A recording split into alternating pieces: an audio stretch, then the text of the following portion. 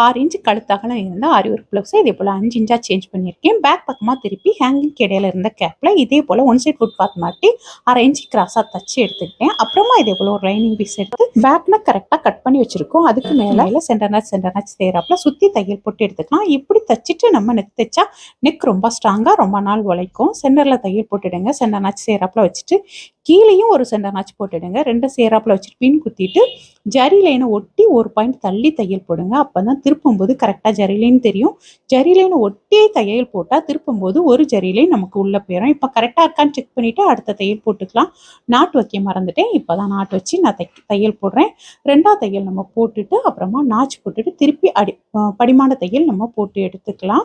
அப்புறமா சுற்றி நம்ம லைனிங்கை தைக்கும் போதும் கீழே சென்டர் நாச் சேராப்புல இருக்கான்னு கொஞ்சம் செக் பண்ணி தைக்கணும். அப்போ தான் கிராஸ் ஆகாமல் ரொம்ப நீட்டாக வரும். Aari work blouse long video already போட்டிருக்கேன். லிங்க் கொடுக்குறேன் பாருங்க.